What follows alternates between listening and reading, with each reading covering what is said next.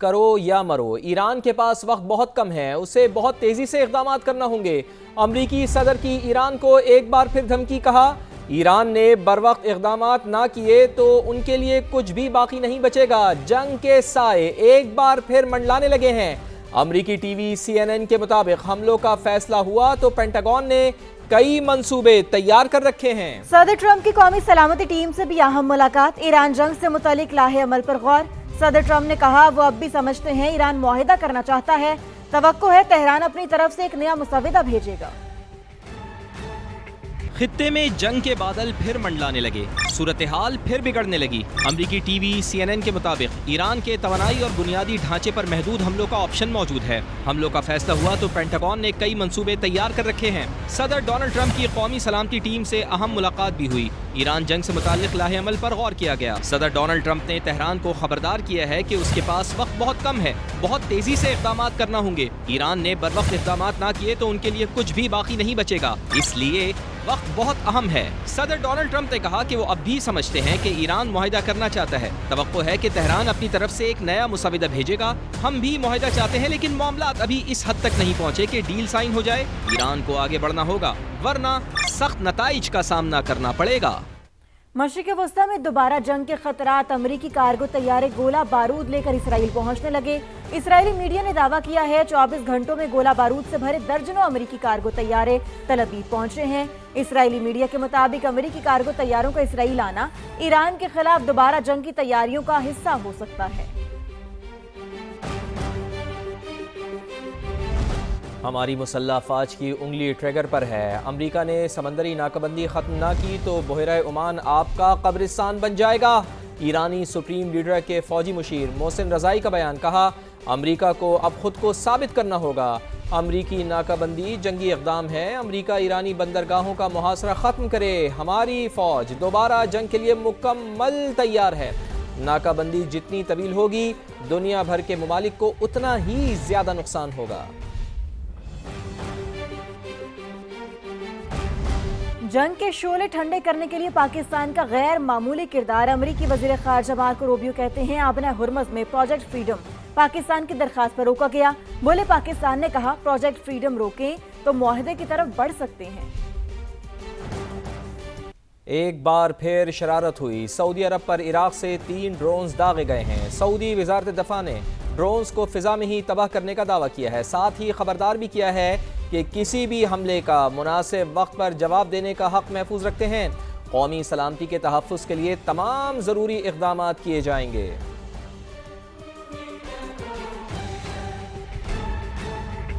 آگے بڑھیں، آپ کو بتائیں UAE کی براکا نیوکلیئر پاور پلانٹ پر ڈرون حملہ پاکستان کی جانب سے مذمت کی گئی ہے۔ پاکستان برادر ملک UAE کی حکومت اور عوام کے ساتھ کھڑا ہے۔ دفتر خارجہ کی جانب سے یہ بیان سامنے آیا۔ جوہری تنصیبات کو دانستہ نشانہ بنانا عالمی قوانین کی سنگین خلاف ورزی قرار دی گئی۔ کسی بھی صورتحال میں جوہری تنصیبات کو نشانہ نہیں بنانا چاہیے۔ ایسی غیر ذمہ دارانہ کارروائیاں عالمی امن اور ماحولیات کے لیے تباہ کن ثابت ہو سکتی ہیں۔ شہری جوہری انفراسٹرکچر کی حرمت ایک مسلمہ بین الاقوامی اصول ہے۔ پاکستان کا تمام فریقین سے کشیدگی کم کرنے اور زیادہ سے زیادہ تحمل کا مظاہرہ کرنے کا مطالبہ۔ خطے میں پائیدار امن و استحکام کا واحد راستہ مذاکرات اور سفارتکاری ہے۔ صدر ڈونلڈ ٹرمپ کی ایران کو دھمکیوں کے بعد عالمی منڈی میں خام تیل کی قیمتوں میں اضافہ ہو گیا ہے۔ برطانوی برینڈ کروڈ کی قیمت 1.83% اضافے کے بعد $111.31 فی بیرل ہو گئی ہے۔ امریکی خام تیل WTI 2% اضافے کے بعد $160 فی بیرل سے اوپر ٹریڈ کر رہا ہے۔ ایشیا کی سٹاک مارکیٹوں میں بھی مندی کا رجحان دیکھا جا رہا ہے۔ جاپان، ملیشیا، تائیوان، شنگھائی اور ہانگ کانگ کی سٹاکس مارکیٹ گر گئی ہیں۔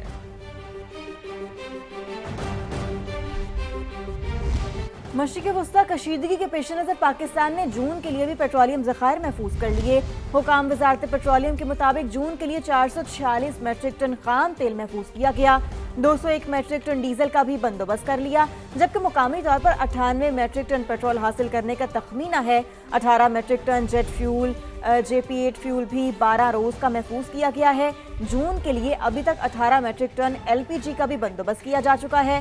جنگ رکنے کے بعد پاکستان توانائی سیکیورٹی کے طویل المدتی پلان پر کام کرے گا۔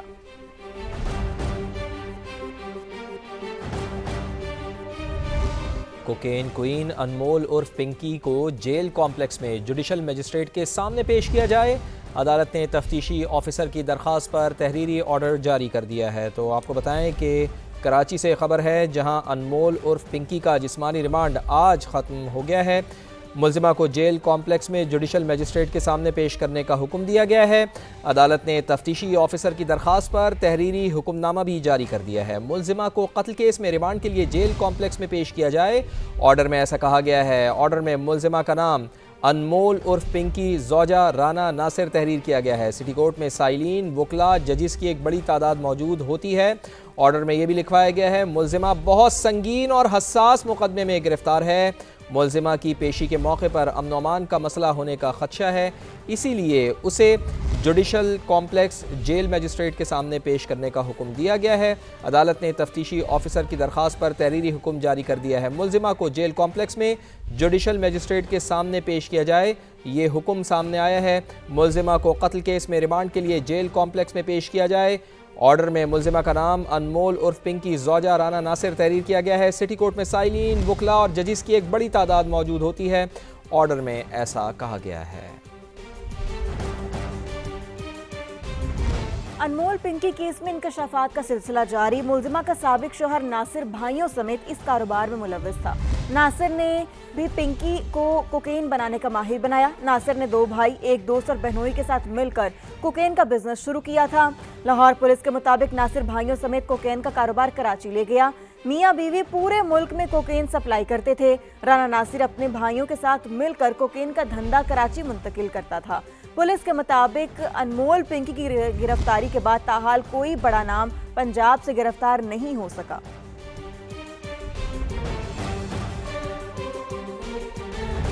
आगे बढ़ें, आपको बताएं पाकिस्तान और सऊदी अरब में एक साथ जिलहज का चांद नजर आ गया।